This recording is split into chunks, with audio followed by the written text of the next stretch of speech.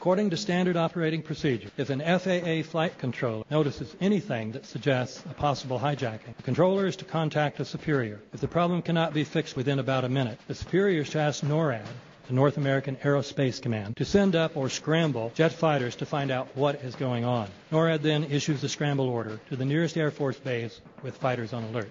But although interceptions usually occur within 10 or so minutes, in this case, 80 or so minutes had elapsed before fighters were even airborne. It's a mind-bending anomaly. Not a single U.S. Air Force interceptor turns a wheel until it's too late. There are no jets at all. What if they were so confused and had been so deliberately confused that they couldn't respond? The reason that they didn't know where to go was because a number of conflicting and overlapping war game exercises were taking place. It involved the insertion of false radar blips onto radar screens in the Northeast Air Defense Sector. Lieutenant Team U, we have a problem here. We have a hijacked aircraft headed towards New York. We need someone to scramble some F-16s or something up there to help us out. Is this real world or exercise? Is this real world or exercise? There was another exercise, Vigilant Warrior, which was, in fact, according to a NORAD source, a live-fly hijack drill being conducted at the same time. With only 8 available fighter aircraft, and they have to be dispatched in pairs, they were dealing with as many as 22 possible hijacks on the day of 9/11, and they couldn't separate the war game exercises from the actual hijacks.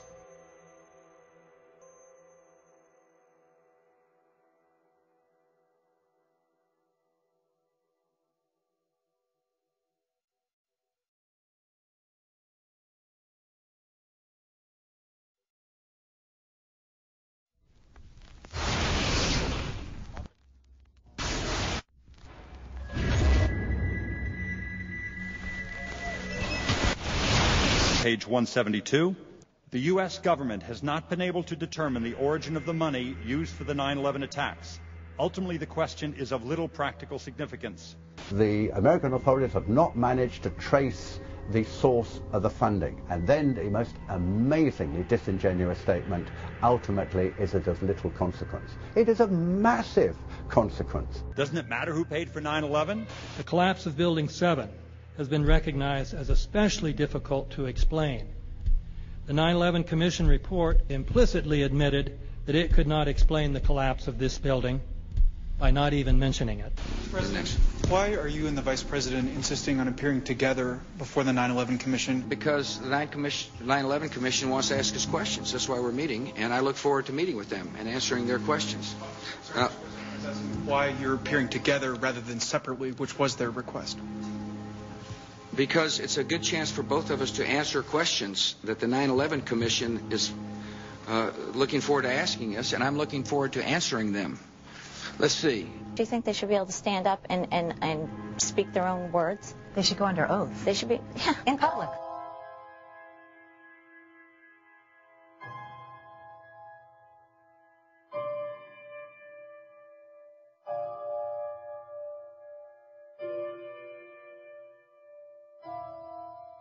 Don't you think that the families deserve to have a transcript or to be able to see what you Adam, said? you asked me that question yesterday. I got the same answer, yeah.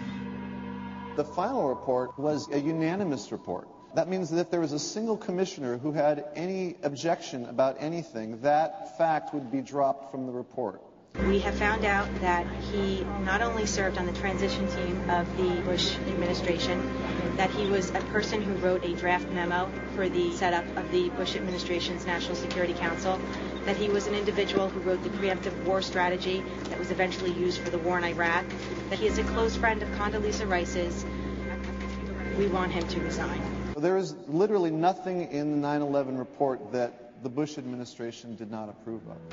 We can understand, therefore, why the Commission, under Zelikow's leadership, would have ignored all the evidence that would point to the truth, that 9/11 was a false flag operation intended to authorize the doctrines and funds needed for a new level of imperial mobilization.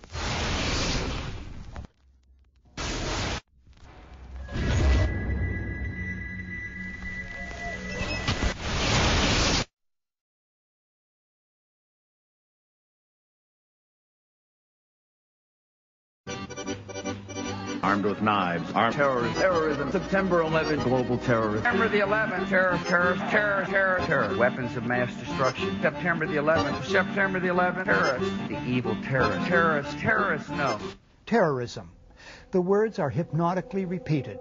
Terrorism, terrorist, terrorist threat, and of course, believed to be linked to Al-Qaeda. But it's the so-called war on terrorism that's in our faces practically 24/7 as the inescapable focus of our existence. One day, our grandchildren will look back on this time and ask, how was the war on terror won? The entire U.S. ruling class, ruling elite, comes to see terrorism as the preferred means, indeed the only means, to provide social cohesion, to provide an enemy image for the society to keep it together. According to neocon theory from Carl Schmitt, you have to have an enemy image in order to have a society. It's a very dangerous thing, because now it means that the entire social order, the political parties, intellectual life, politics in general, all based on a monstrous myth.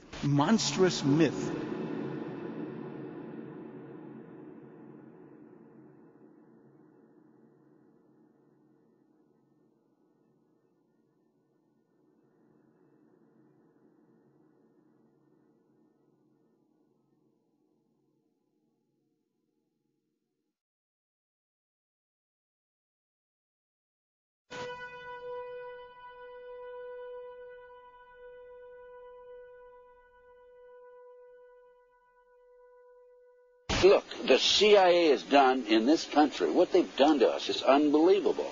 Look at the terrorist acts that have occurred. The CIA behind most, if not all of them. We had the Marine barracks.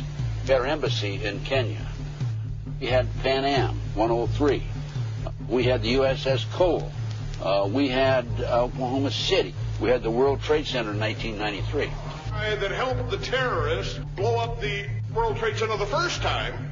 They built the bomb. They got the driver's license. The informant, the informant, a fellow named Salam, a 43-year-old former Egyptian army officer, he was given the assignment to put the bomb together. And he went to his supervisor, his FBI supervisor, and said, we're going to put a dummy bomb in here, right? And the FBI supervisor said, no, we're going to put a real bomb. The FBI actually carried out the attack on the World Trade Center in 1993. They actually hired Ahmad Salam and paid him $1 million and gave him real explosives, a detonator, and told him to build a bomb and to give it to the foolish people that he was controlling to allow them to attack the World Trade Center complex. Unfortunately for them, there were only 6 people killed, not enough to pass the legislation. So what happened is 2 years later, April 19, 1995, down comes Oklahoma City Murrah building, 168 people killed. 1 year later, the anti-terrorism legislation that takes away many of our constitutional rights and civil liberties is passed.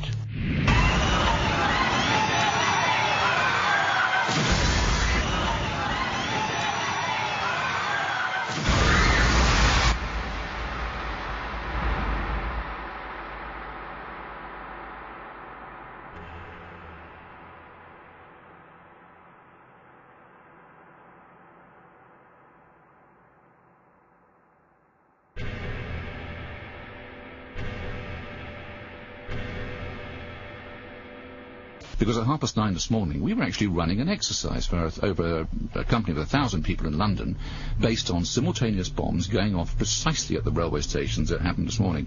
So I still have the hairs on the back of my neck standing upright. To get this quite straight, you were running an exercise to see how you would cope with this, and it happened while you were running the exercise? Precisely.